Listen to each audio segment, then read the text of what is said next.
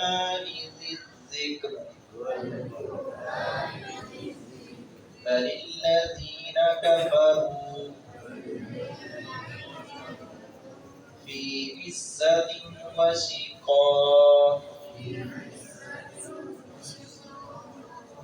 كم أهلكنا من قبلهم من قرن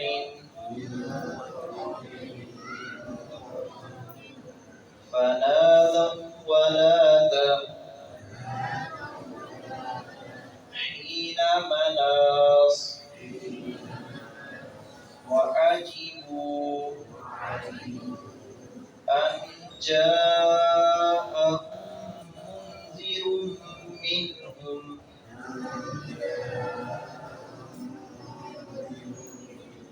فقال الكافرون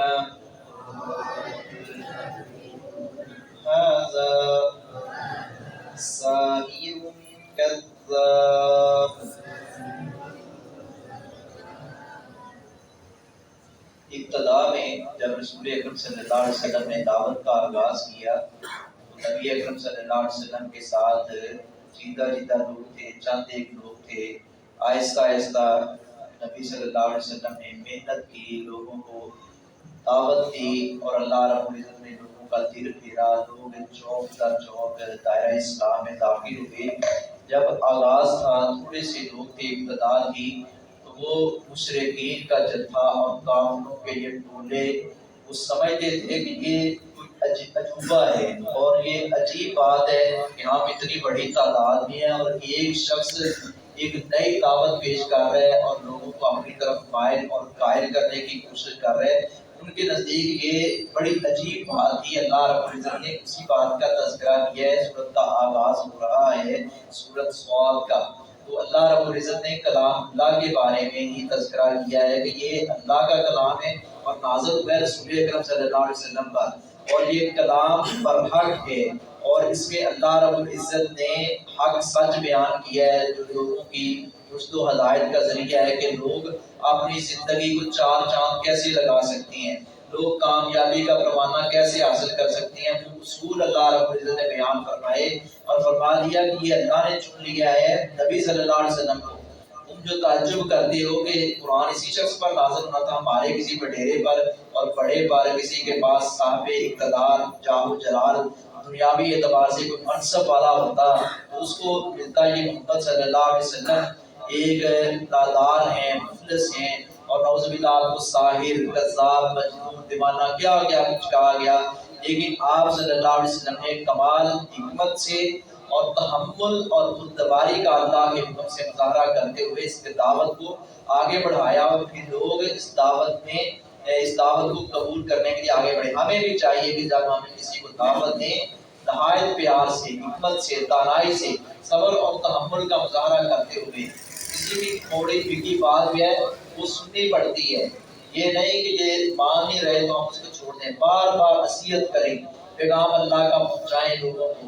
اور جو لوگ بھولے بھٹکے ہیں اور غیروں کی پوجا پاٹ کر رہے ہیں، خانقاہوں پر، مزاروں پر ادھر ادھر کے چکر کاٹ رہے ہیں، پیار سے دعوت دیں کہ یہ سارے چکر چھوڑ کر اس اللہ کے گھر کا چکر ہم کاٹیں جہاں تم لاکھوں روپے ضائع کرتے ہو جس کا کوئی فائدہ نہیں بلکہ الٹا نقصان ہے، اور سمجھتے ہو کہ یہ عبادت ہے. یہ تو وہ طاغوت کی ایک بندگی کی جا رہی ہے، بندگی تو اللہ رب العزت کی جانی چاہیے. ایسے پیار محبت سے دعوت دی جائے. صاد والقرآن ذکر، قسم ہے قرآن نصیحت والے کی. یہ قرآن نصیحت والا ہے، کوئی نصیحت لے یا نہ لے ہے قرآن نصیحت والی کتاب. یہ تو کسی کی اپنی مرضی ہے نا کہ وہ اس نصیحت سے فائدہ اٹھاتا ہے یا نہیں اٹھاتا. قرآن نصیحت والی کتاب ہے اور قرآن میں اللہ رب العزت نے بندوں مسائل بیان فرمائے ہیں. قرآن کے اندر اللہ رب العزت نے پچھلی قوموں کے واقعات دہرائے ہیں، بیان کیے ہیں کہ لوگ اس سے نصیحت حاصل کریں. وہ واقعات کے افسانے اور کہانیاں نہیں ہیں، سچے واقعات ہیں کہ کس طرح مختلف اقوام کو اللہ نے عبرت کا نشان بنایا. بلکہ وہ لوگ کفروا جنہوں نے کفر کیا، فی عزت، وہ تکبر میں، وشقاق اور مکالمت میں پڑے ہوئے ہیں. وہ لوگ جو کفر میں ہیں ان کہ کفر کا بنیادی سبب کیا ہے؟ وہ تکبر میں پڑے ہوئے ہیں کہ میں نہیں مانتا جی، دیکھو جی ہم بڑی برادری کے لوگ ہیں، بڑے قبیلے کے لوگ ہیں، یہ ہم کیسے کسی دوسرے تیسرے بندے کے پیچھے لگ جائیں؟ نعوذ باللہ نبی صلی اللہ علیہ وسلم کے بارے میں کہ ہمارے پاس سب کچھ ہے، تو ہم ایک نادار ایک عام انسان کی جو ہمیں میں سے اور عام ایک قبیلے میں سے اٹھ کر نبوت کا دعویٰ کرتے ہیں، ہم اس کو ماننے کے لیے تیار نہیں۔ ایسے انہوں نے مخالفت کی، تکبر میں آ کر اپنی مخالفت کا ڈٹائی کے ساتھ اظہار کیا۔ کم کتنی اہلکنا ہم نے ہلاک کی من قبل ان سے پہلے، من قرن قومیں، ہم نے کتنی بستیاں کتنی قومیں ان سے پہلے ہلاک کی ہیں، یہ جن کو دعوت دی جا رہی ہے ان سے پہلے کتنی لوگوں کو ہلاک کیا ہے۔ فنادوا، انہوں نے پکارا مدد کے لیے، فنادوا نارا تعین مناس وقت خلاصی کا، اس وقت جو انہوں نے پکارا مدد کے لیے کہ جب کوئی وقت نہیں رہا تھا، موقع کوئی چانس نہیں رہا تھا، عذاب سر پر منڈلا رہا تھا، اور پھر اللہ رب العزت سے معافی، اللہ رب العزت سے مدد، پھر وہ وقت نہیں۔ ایسے ہی فرعون نے کیا تھا، جب غرق ہونے پہ آیا اس نے کہا کہ آل آنا، اب وہ وقت آ گیا کہ میں پہلے نافرمان تھا، اب میں توبہ طائب ہوتا ہوں، اس سے پہلے میں فسادی تھا۔ تو اللہ رب العزت نے کہ نہیں، اور یہ نبی صلی اللہ علیہ وسلم کا بھی فرمان ہے کہ جب روح حلق تک پہنچ جائے اور پھر بتا گیا یا اللہ مجھے معاف کر دے، پھر نہیں۔ ایک اور روایت میں ہے کہ جب سورج مغرب سے طلوع ہوگا پھر معافی کا موقع نہیں ملے گا، یعنی جب قیامت کا وقت سر پہ آ جائے گا پھر کوئی دیکھ کر کہے گا کہ اللہ توبہ طائب ہوتا ہوں۔ ہم میں سے کتنے نادان ایسے ہیں جو کہتے ہیں ابھی بڑی عمر پڑی کر لیں گے، لیکن پتہ بھی ہے کہ ایک لمحے کا پتہ نہیں ہے کہ کس نے رہنا ہے کس نے نہیں رہنا۔ کتنی جوان موتیں ہوتی ہیں، ہم اپنے ہاتھوں سے قبر میں اتارتے ہیں لیکن ہم نصیحت حاصل نہیں کرتے۔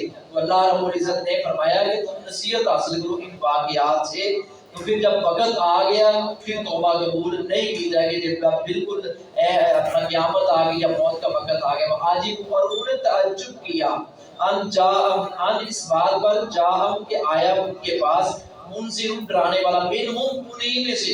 انہوں نے تعجب کیا، لو جی ہمارے محلے کے ہمارے علاقے کے شخص ایک آ کر ہمیں سبق پڑھائے، جیسے وہ اپنی زبان میں نعوذ باللہ بکواس کرتے تھے اور کہتے تھے کہ ہم ہی میں سے آ کر ہمیں کہتا ہے کہ تم سارے معبودوں کو چھوڑو ایک اللہ کی عبادت کرو۔ یہ کیسی عجیب بات ہے اور عجیب فلسفہ ہے۔ ایسے وہ لوگ اس طرح کا اظہار اپنا غبار نکالتے تھے۔ وقال آپ کہا الکافرون کافروں نے ہاذا یہ تو ساحر جادوگر ہے، نعوذ باللہ جادوگر کہہ دیا کہ یہ نبی صلی اللہ علیہ وسلم لوگوں پر جادوگر ہیں، لوگ اس لیے آپ کے قریب ہو رہے ہیں، لوگ اس شکنجے میں نعوذ باللہ پھنس رہے ہیں۔ اس طرح کے ان کے الفاظ سب قسم کے تھے، نبی صلی اللہ علیہ وسلم کی توہین اور تنقید کرتے تھے۔ کذاب جادوگر ہے، کذاب جھوٹا ہے، حالانکہ آپ تو وہ ہیں کہ جن کے بارے میں آپ کے دشمنوں نے جو متعصب نہیں ہے انہوں نے بھی کہا کہ آپ صادق بھی ہیں آپ امین بھی ہیں۔ جب صفا پہاڑی پر چڑھ کر رسول اکرم صلی اللہ علیہ وسلم نے فرمایا تھا کہ میں اگر یہ کہہ دوں مکہ والوں پیچھے ایک لشکر ہے وہ تمہارے اوپر حملہ کرنے والا ہے، تم مانو گے؟ سب نے کہا ہاں،